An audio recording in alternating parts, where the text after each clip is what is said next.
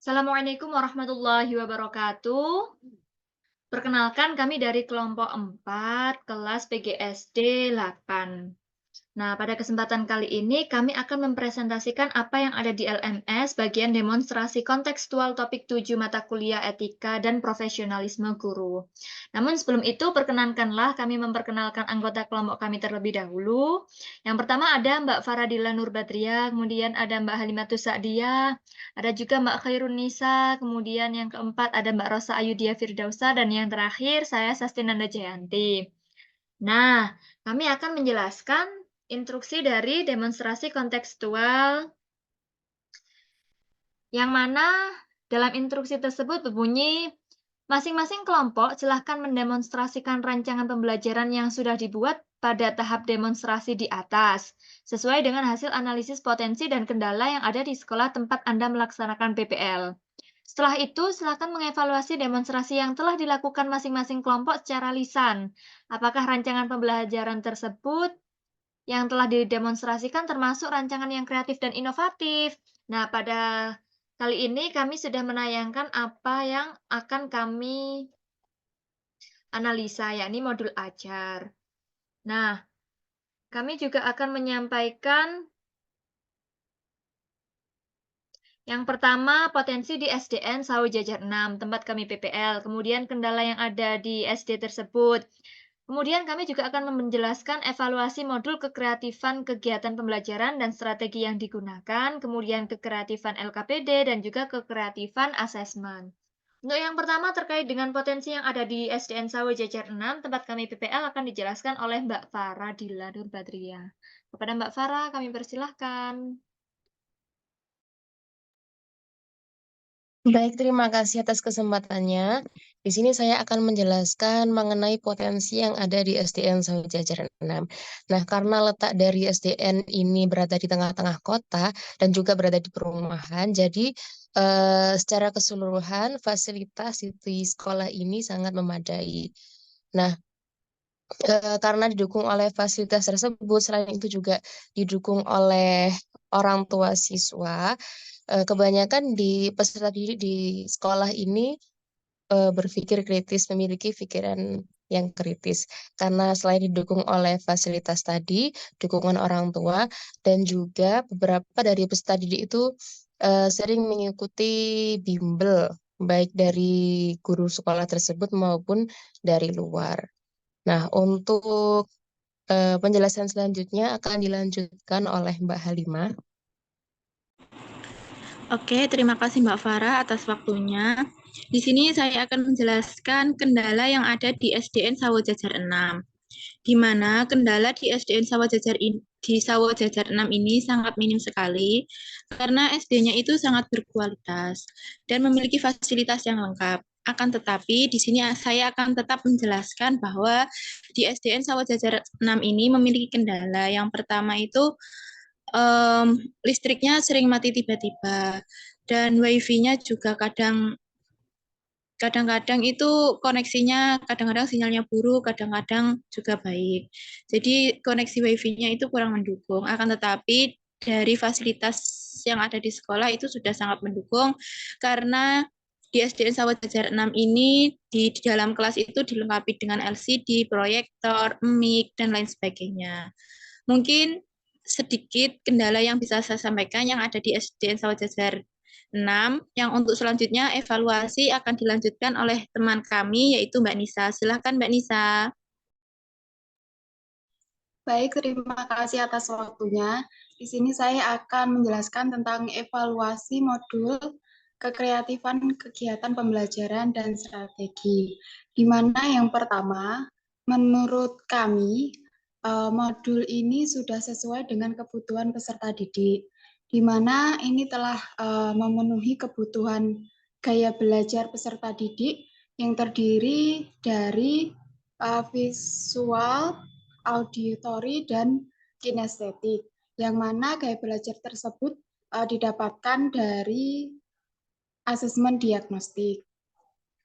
Untuk selanjutnya adalah pendekatan, di mana pendekatan yang digunakan pada modul ini sudah sesuai di mana modul ini telah menggunakan pendekatan pembelajaran diferensiasi dengan baik. Pendekatan ini mengedepankan pembelajaran yang berpusat pada siswa dan memperhatikan perbedaan individu mereka. Untuk selanjutnya adalah alokasi waktu. Alokasi waktu dalam modul ini telah sesuai disusun dengan secara efisien. Kegiatan pembuka, inti, dan penutup masing-masing memiliki alokasi waktu yang seimbang. Memungkinkan untuk menyampaikan materi secara menyeluruh tanpa terlalu terburu-buru atau terlalu lambat. Untuk selanjutnya juga modul ini sudah dilengkapi dengan kegiatan pembuka, inti, penutup, dan juga dilengkapi oleh persepsi yang sudah dirancang dengan baik. Untuk selanjutnya dilanjutkan oleh teman saya.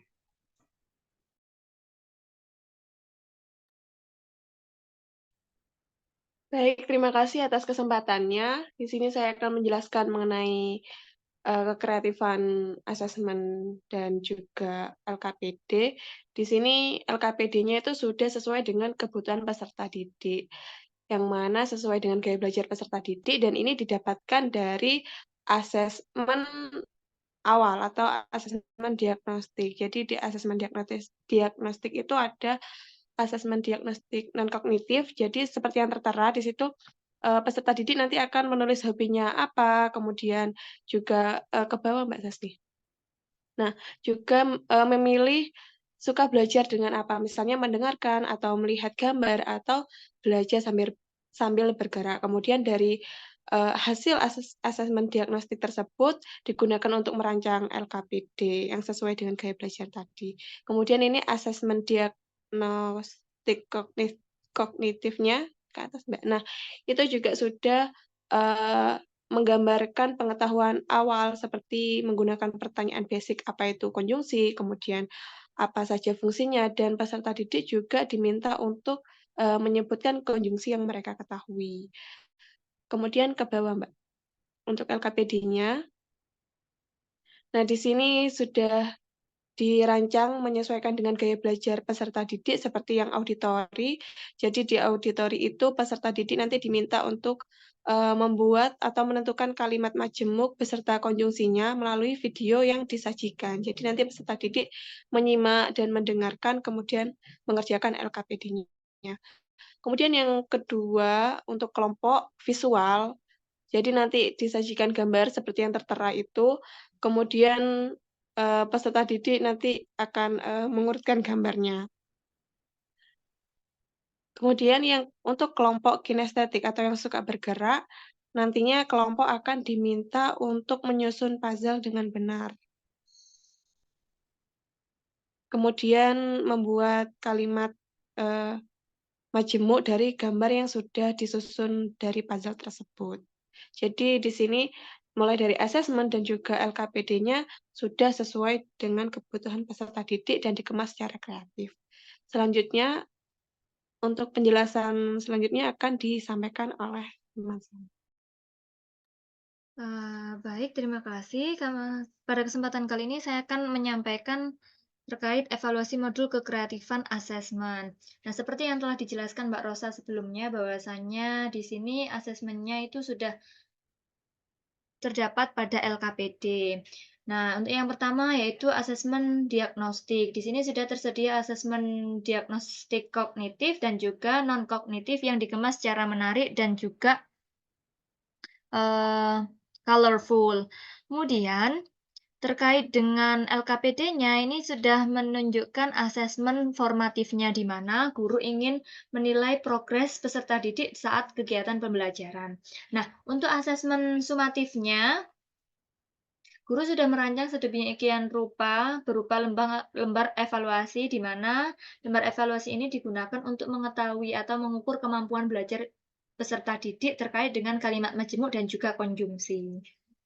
Baik, itu saja yang dapat kami sampaikan. Dari kelompok 4, kurang lebihnya mohon maaf apabila ada kesalahan. Sekian dari kami. Wassalamualaikum warahmatullahi wabarakatuh. Waalaikumsalam warahmatullahi wabarakatuh.